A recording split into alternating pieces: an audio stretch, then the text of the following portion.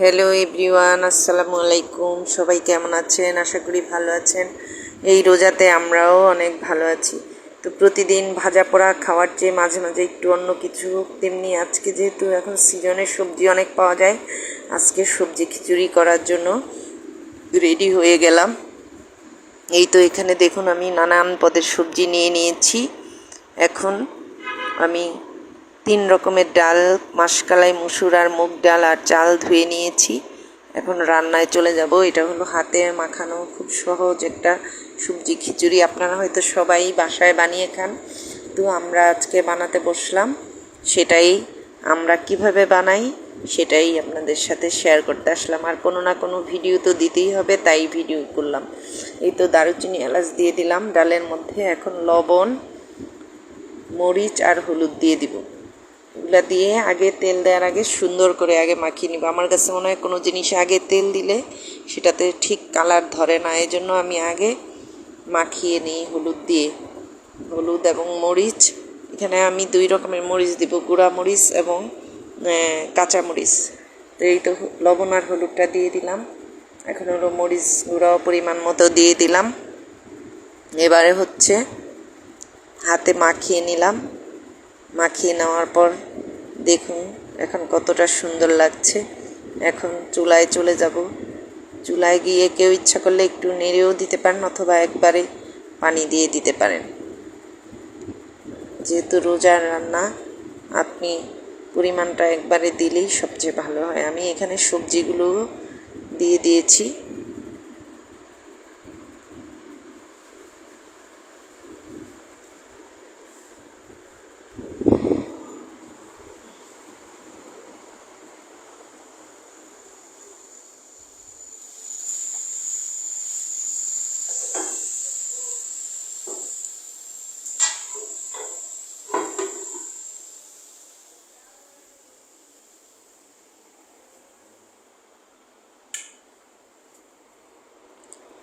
তো সবজিগুলো দেওয়ার পরে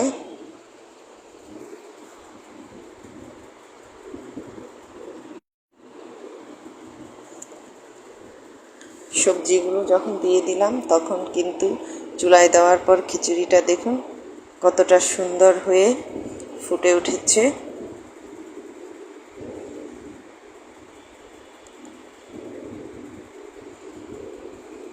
এই তো এখন প্রায় শেষ পর্যায়ে।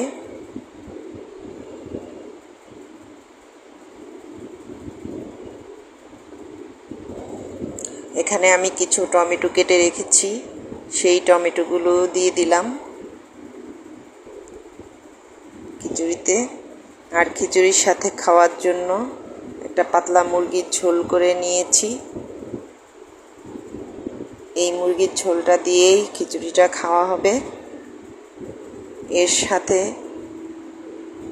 ডিম ভাজা হলেও তো টেস্টি হয়, তাই একটু ডিমও ভেজে নিলাম। যেহেতু রোজার রান্নাবান্না সবারই খাওয়ার রুচি থাকে না, তো এই তো ফাইনালি খিচুড়িটা হয়ে গেছে। ঝরঝরা, অনেকটা ঝরঝরা, অনেকটা আঠালো। দেখুন লুকটা, খেতে কিন্তু অনেক ইয়াম্মি ছিল। খেয়ে দিয়ে এখন ভিডিও এডিট করে আপনাদের সামনে তুলে ধরলাম। ভিডিওটি কেমন হলো, রান্নাটা কেমন হয়েছে সবাই জানাবেন। ধন্যবাদ সবাইকে আমার ভিডিওটি দেখার জন্য।